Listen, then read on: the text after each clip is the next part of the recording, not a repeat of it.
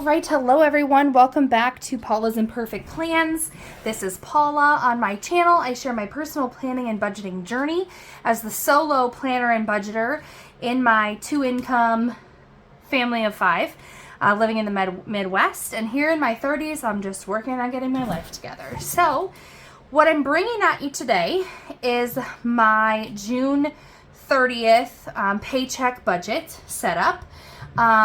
This is our third paycheck for the month of June.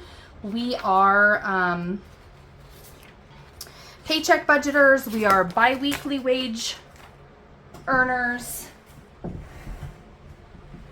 And so this is atypical to have a third check. This is our magic month or whatever anyone calls it. So usually I have it set up in like on video final setup before this point, but I've really struggled to set this one up because I don't know what our wages are going to be, and that's atypical for me. We very much know within a few cents or a dollar what our income is going to be. Even though we are hourly earners, we do have set schedules. So my paycheck, I know the exact amount. I decided to leave the change off this time and just add it to the buffer, but I know the exact amount of my paycheck because it is Wednesday and it shows up in our system on Wednesday. And lots of people say, or and the correct answer, right? If I'm looking at a variable budget, my answer is absolutely to budget on the low end, and then if you have extra money, great. Well, yes, but I don't want to do all this work with the wrong numbers and then just be like, now what do I do when it's different? I really would just like to know what is wages going to be a little bit more closely, but I did just kind of a rough estimate. So the reason that it's so different on the third paycheck is because we both have expenses that come out of our paycheck. So health insurance and I have a couple of supplemental, like a short-term disability policy and like medical flex and dependent care flex. All of that stuff comes out twice a month. It does not come out of our third paychecks. It's how both of our employers do it. I don't know if that's typical or not.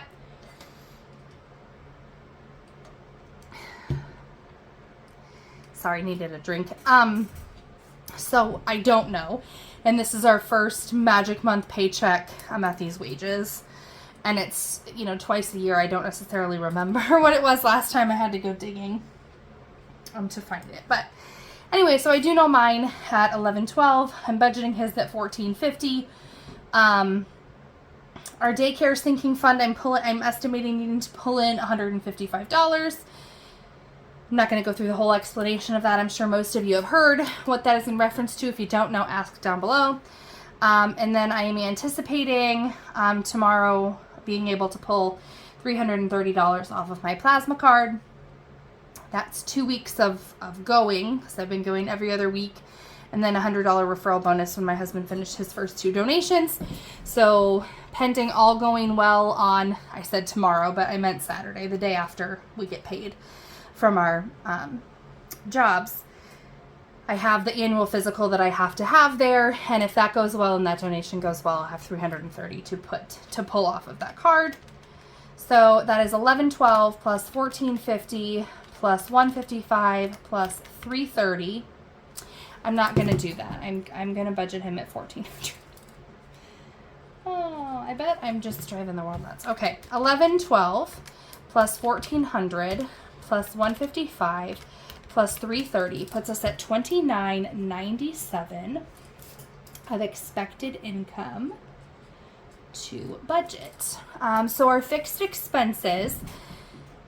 So when I talk about, so I'm a paycheck budgeter, and a lot of people, they will put, pull out on a calendar. And so the June 30th paycheck covers all expenses, just very much looking at the paycheck. So from June 30th to July 13th. And that is not how I do it. When I do my budget, every one of our expenses that are paid monthly are assigned to either our first or second paycheck. So while I don't do a monthly budget, I still budget by month, I guess.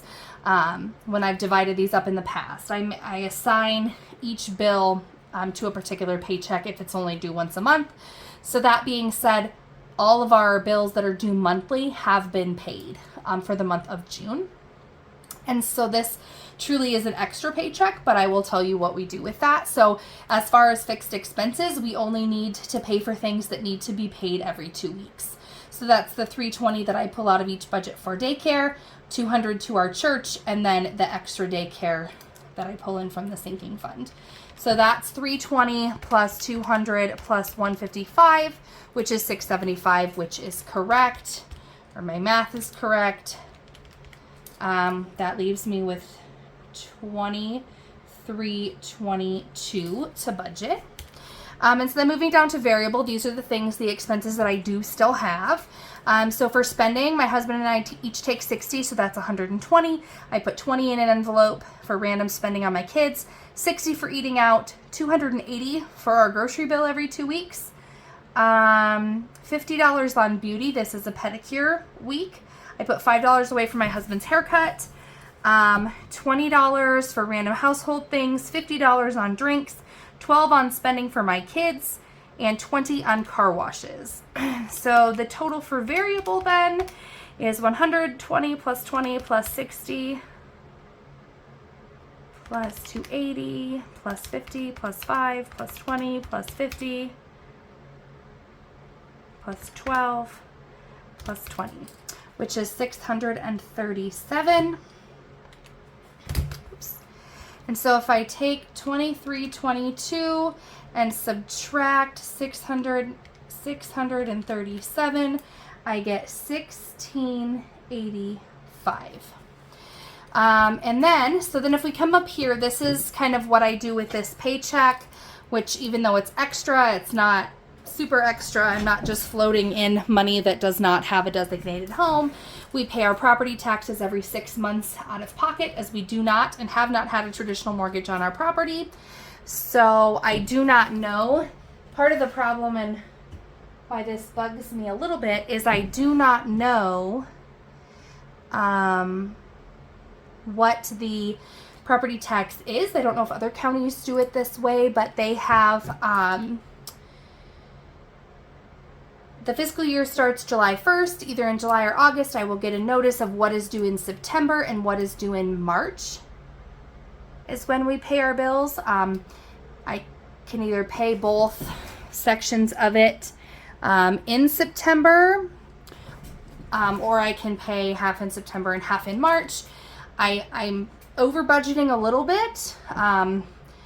I know that they've gone up. I don't think they've gone up enough that $1,000 won't cover it, but I guess we'll see. So I'm pulling $1,000 into my high yield savings until our property taxes is due as a sinking fund. So that is what we do with our extra paycheck, because this will cover September's, and then December's extra paycheck will cover March's property taxes. So that's $1,000 I'm budgeting for that. Vehicle repairs, I upped that to $100. And I might have to lower something else because I just lowered his estimated wages. But I'm budgeting $100. I put $50 away last pay period for vehicle repairs, and I will have a bill coming early in July, I anticipate, for the battery that we had to replace in my Suburban. So I'm budgeting $100 for that. Nothing for car gas with this paycheck. Putting $20 away for clothing, $20 for boots, $20 for birthdays, $20 for back to school, $2 for Google storage, $10 towards holidays, which will be split up into Grandparents' Day and Halloween at this time, and $5 I'm putting away and saving for my passport renewal. Whoops. So 1,000 plus 100 plus 20 plus 20 plus 20 plus 20 plus 2 plus 10 plus 5 equals 1197, which is correct. I didn't change anything there. So 1685 minus 1197 leaves me with $488 to budget. So this will be off by $50 because I decreased his wages by $50. So not even going to start at the top. So I'm budgeting $20 for a family fun envelope that I've kind of reworked some of this, and I just have more categories than lines. I am budgeting $35 for work. I decided to buy myself a new work bag that I haven't gotten probably in a decade. Well, probably not that long, but So I'm budgeting $35 for that. I have $50 here in miscellaneous. I'm budgeting $3 for miscellaneous for my kids, which really isn't miscellaneous. It's just kids things that come up. Like I don't have anything planned that I need to get for my kids this pay period. That doesn't mean things don't pop up because they do all the time. $20 for stickers. There's a sticker order with from Hand Can Plan with a 40% off sale that I want to make an order. So that sticker's there. Family fun. So then we'll go up.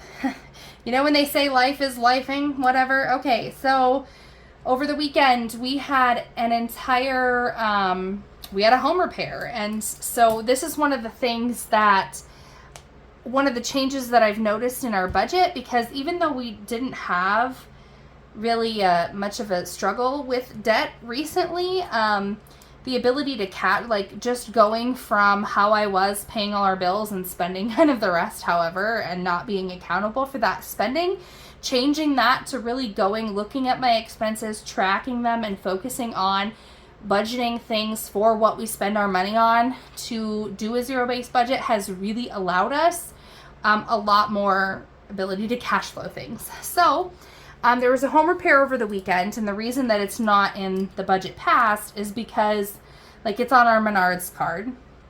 There was like $12 of it that we paid for out of our current budget, and then there's this much sitting on the Menards card that I will pay after we get paid. But so last Friday, halfway through the pay period, I walked downstairs into our basement to get, I don't even know what I went downstairs for. And it's wet. There's water in the storage area. And I was like, that's weird. Which is right below kind of our entrance. And they had poured a concrete patio out there and moved our steps and done some other things. And there'd been a lot of water. So I'm like, well, maybe it's just leaking down. So I sent a snap to my husband. He tells me to pull out the dehumidifier and the fan to, get whatever around the water, and he'll deal with it when he comes home. So he comes home Friday night and gets to looking at it and realizing that it's still actively dripping. Also right above that area is our washer. So he pulls the washer out. He starts looking. Turns out our drywall, our insulation, everything inside that wall is soaking wet because there is a pipe leaking behind my washer in the wall. Going down, so therefore leaking down into the basement, down the pipes. Okay. So he goes to our local Tyson store that night and gets a few things to just shut the water off because it was still leaking. To do something, thankfully he's handy, to do something to be able to turn the water off. So he gets in there, he gets the water turned off, and sat down about 8:30 at night and said, do I just run down to Menards, which is 45 minutes away in our nearest town?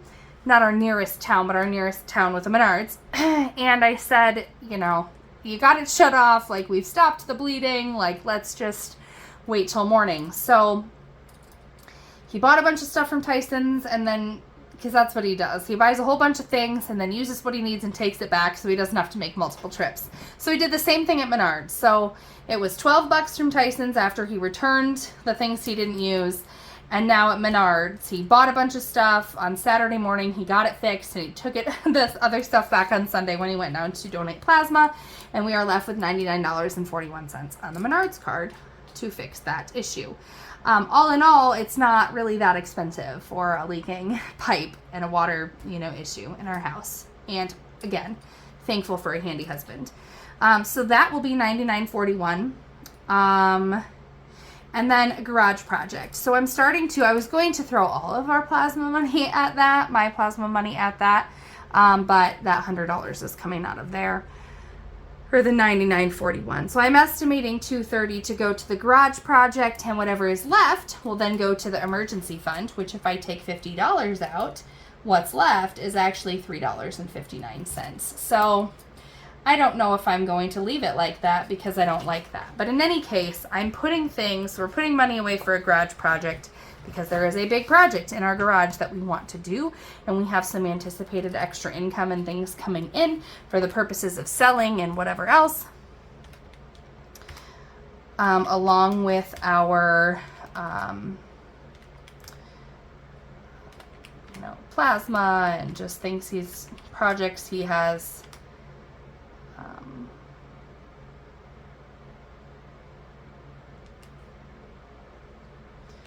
projects that he has.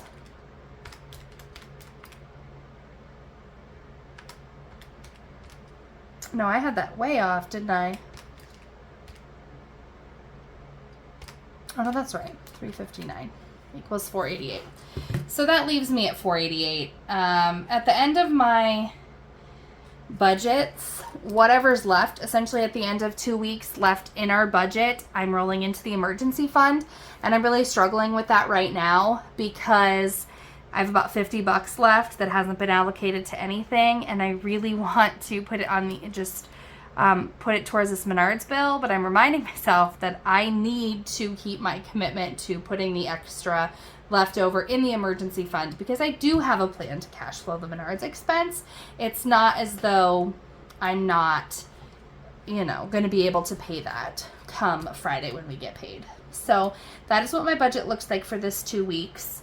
I'm going to come down here into the cash area and just do kind of a general what I'm pulling out for cash. So for spending, I'm actually pulling out 72. I'm only pulling out my husband's 60 and the kids 12 because I have $60 worth of things I plan to order online, $20 for the kids, $60 for eating out, $280 for groceries, $50 for beauty, $5 for haircuts, $20 for household, $50 for drinks, $20 for car washes, $20 for boots, $20 for birthdays, $20 for school, $2 for Google, $10 for holidays, $5 for passport, $20 for family fun, and $20 for clothes.